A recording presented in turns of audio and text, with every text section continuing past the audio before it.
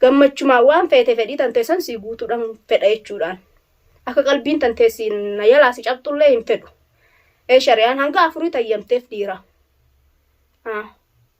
saniifu yoo ammoo hafuuni sirraan dhufu taate muciyyoo tanaa miti wallahi ilaalladhu tabira intala kabajaa qabdu intala safuu beeytu intala haadha fi abbaa isaanii warra isaanii beeynu wallahi takkasii sallaalladhuuti haadha bilaa khiyyaata nan fedhe naanji.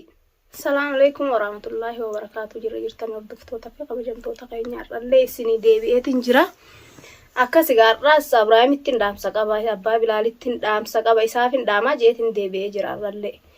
Miciyyoon ammallee bilbilteetuma qaciiftu yaamu jirti. Isa bilbiltee yaamti inni of quban qabu waa takka oga ishiinitti bilbilteedha. Ishiin kaameeraadha irraa martii san hunda inni afaan baneetuma dhaggeeffata. Ishiin immoo kaameeraa irraa marteet isa gallakkisu jirti qilleensarra. Wallahi yoo dhaabbatte dhaabbadhuun siinjaa Ibrahim. Dhaabbadhuun siinjaati siidhaametiin jira siifin dhaama yaa abbaa Bilaal siin jaaladhaa siin kabajalleedha. Siidhaametiin jiraatidleen dhaabbadhu amma miciyyoo tana amma kana godhee garta harka hamaa na seesiftee jirta sababa kan keetu kun hundi qadufe. Malee sababa biraatii miti. Miciyyoon tunillee fayyaa nagaatii miti. Kan deemtee haga ammatti hinaaf weettee akkana taatellee kaameeraa kaattee viidiyoo sirraa martuuf. Sitti bilbiltee attaa bilbilaanu kottu waa naa godhe kottu maal naa godhi siin jettee sirraa marti kaameeraa. Nyaata naa godheette numa nyaata naa godheettaan isinu ammallee daanuu yaamte kottu nyaata naa godheettaan nyaata takkaa maxbaqa seeneen beeku abbaan Bilaal yaabo maxbaqa seenee takkaa naafo takkaa shunkurtii takka mureen beeku ammoo inni ati dhufee yaamte maxbaqa sii seenee shunkurtii sii cira. Seenii ciriif gashaan harkaan wal kenniteen beektu seenii shunkurtii ciriif gaashiidha ammattis achitti deemi. Dhaabbadhu siin jeetiin jiraatessa immoo ishiin dantaa ishii asitti barbaada naa dhufteetiin ishii gubee ganan ammallee ishii gubuutaa ishiin dhiisu ammallee numaa bilbiltee bilbilaan siyaamtee kottu maaree naa godhe koo nyaata naa godhe nyaata goota fedaanuu achi dhayxee maxbaqa seentafi halawaadaa seentee shunkurtii murtaaf hin dhiisu ammallee ammoo ati immoo addaan nu eegi ife eegi siin jeetiin jiran dhaamsan sii qaba sii dhaametiin jira.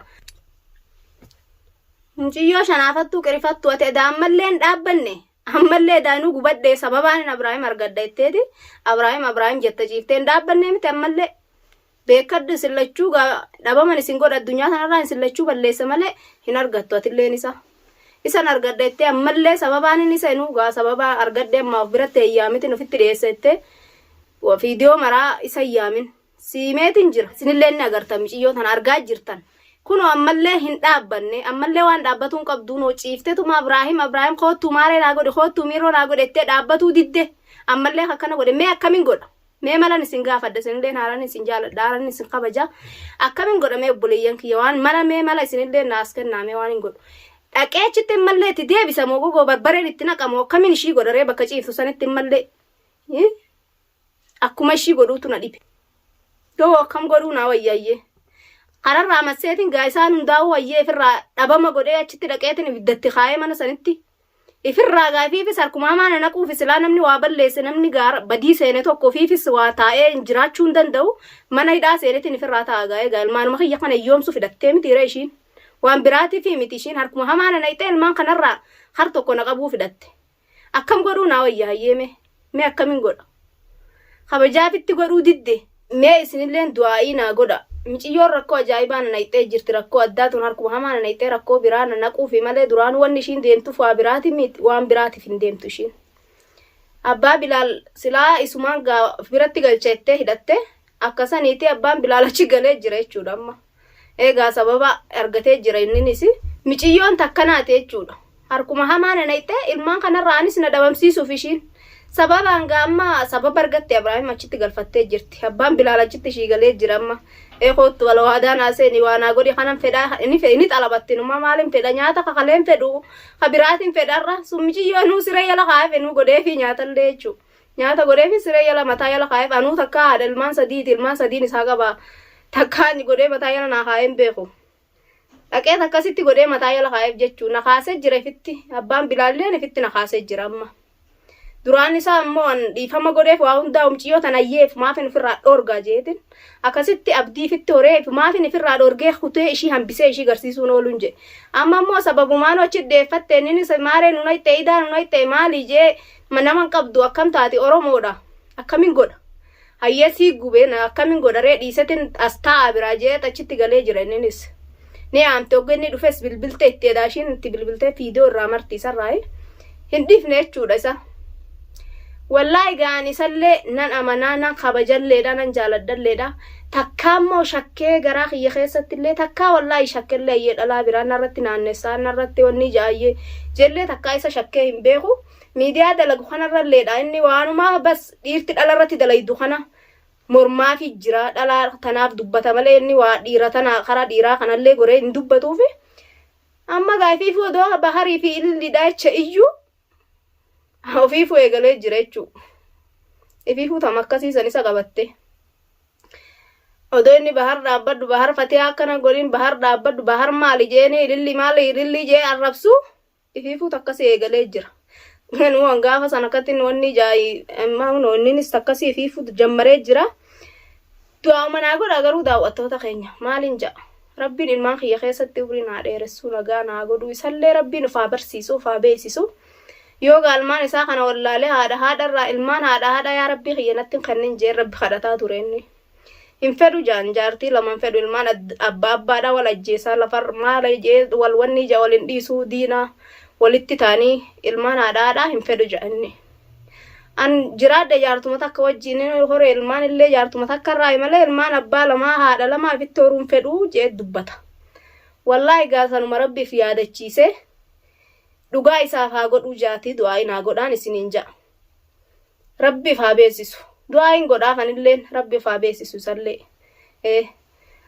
inni nuti amata meeqa wajjin jirra naaf inni kun fa wal fuune irraa fi kalee miti nuti amata 20 mokkana wajjin geenye jirra ilmaan dila kana wajjin horree irra guyyaa keessaa oggoo walitti garagallee nu gaamee namnumtinuu maal nuun jaa biyya namaa tana keessa mee jireenyuma kana ofirraa qayyarree fooyyeffannee ilmootaanis biyyatti dhiifne asittis dhufnee gaana akka rabbi juga rabbiin akka namni juunjuu bas gaawuma rabbiin sii qoode wanni hundinuu beeyte akkasitti gaasittis dhufnee nu asuma qubanne ilmaan lama hunu asittis alhamdulillah rabbil aalamiin arganne jechuudha ilmoota kan biyyaa is qabam ciyyoon tiyya guddoodha akkasii hordoftoota keenya mee du'aa godhaan isiniin ja'a wallahi du'aa manaa godha garuu ilmaan kiyya haalan hin jaaladdan illeen harka hamalleef naqee ilmaan kiyya kana hiyyoomsuu biyya namaa kana keessatti biyya tiyyallee odoo hin jiraadde dhugaadha biyya fi keessatti namni haadha abbaa jira aali jira firaa jira biyya namaa kana keessatti ilmoon teetis haadha fi abbaa obboleeyyan umaa firallee si malee hin qabdu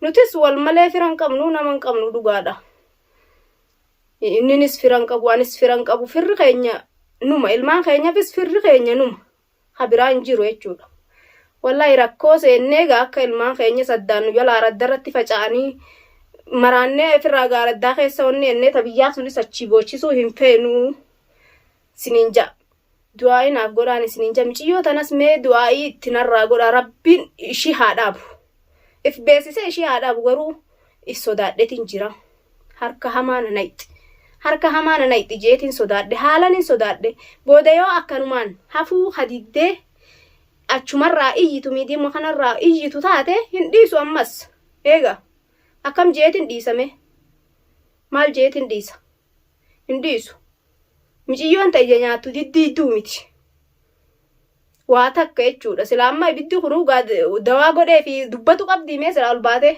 yaa rabbii kiyya na fayyis takkittuma taneettee ka rabbi fitti kadhattu qabdi malee ka ol baatee ammallee Abraahim koottu maalee koottu jettee isa yaamteenuma taa'iree asuma karam deemta asuma taa'e jettiin maal godha ol ba'ee sirarra wajjin ciisa hayyee eegaa sanumaaf deemte ammallee hafuulli gubate kana asuma na bira ciisu jetteete jechuudha ishiin ka yaada ishitti amma gaasabumaanuu wanni jee gubadde ni kaana godhatu jetteeti garuu gaamma dura waan kaa ishii hin godhanne garuu ni kallee ishii godhatuudhaan taa'u hin godhatu kam anaa jiru lubbuma tanaanin du'ee bada malee anis anaa jiru waan narraan hin dhufi waan ayyama kiyyaan narraan fedhii tiyyarraan hin ta'in abbaan bilaalilleen hin danda'u jechuudha ittiin hima isallee qurxii yoo ammoo narraan dhufte tanaa miti yoo fuuni sarrallee dhufee fuudhullee kajaalatu waan duraan jiusan hundallee irraanfate waa garuu qabeenyi ga'ee fi jaartii lama isaa danda'elleen hin jiru.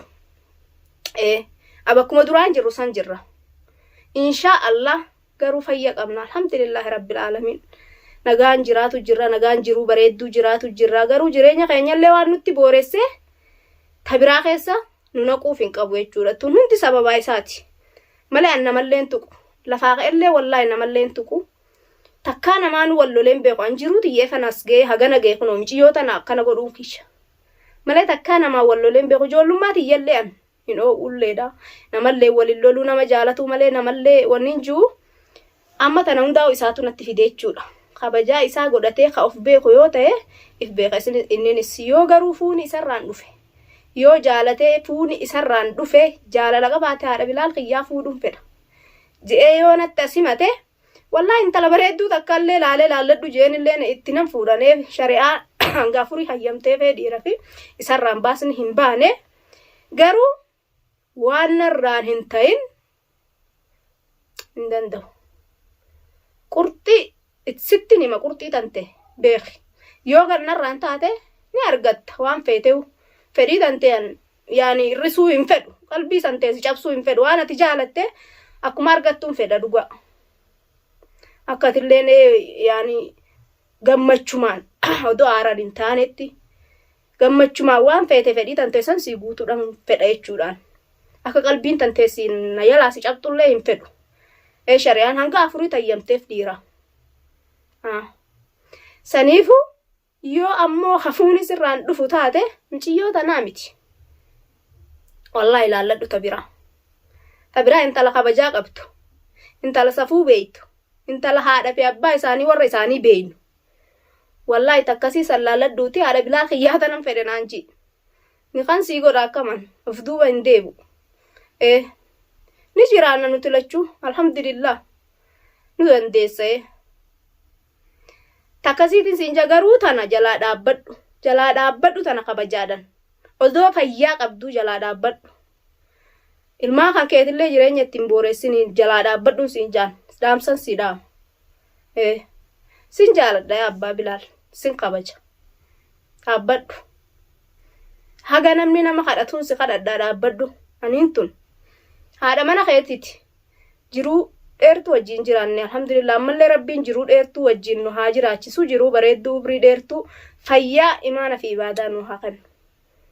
Wallahi wanni an kadhadhu tanuma atilleen imaana fi ibaadaa si haa kennu waliin ubrii nu haa dheeressu ilmaa keenya keessatti. Garuu miciyyoo tana jalaa dhaabbadhuun siin ja'a. Yoo ammoo fuudha kafeetu taate karaa bareedaadhaan fuudhan fedhee jira haadha Bilaal Kiyyaa nan fuudha. Jettee yoo ati natti himattee jettee wallahi si wajjiinuu si ilaaletiin tanaafillee taatu. Tasiifillee taatu yoo fuudha feete. Garuu siitu yaa Rabbii kiyya jaartii lamallee nan fuusisin jaat turte rabbi fitti kadhataa du'aa fitti godhaat turte.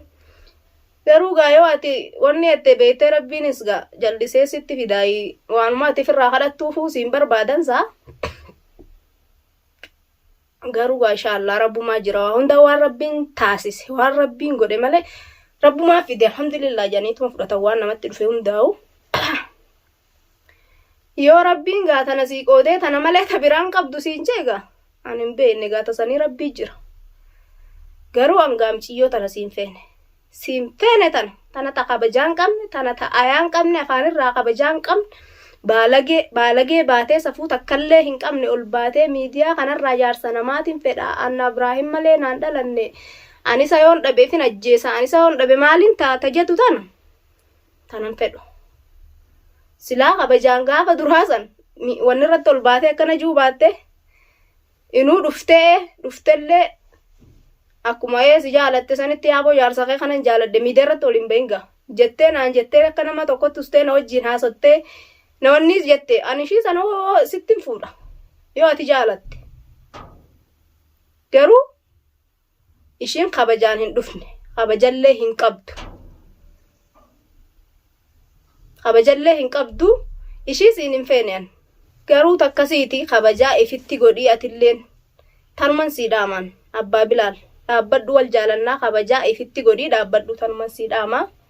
رامسا أنقبو خنم والله قادا وتوتا خيّة حسن النراف قبوتا نما جارسا خيّة خنا اللي ناقور سادا نبرا دابد أنا ججبه سايسنين جالد دايسنين خبجا hagan video biraatiin gaa walitti deebintu nagaa annaa turaadhaa du'aa'ii naaf godhaan isiniin ja'a na jajjabeessa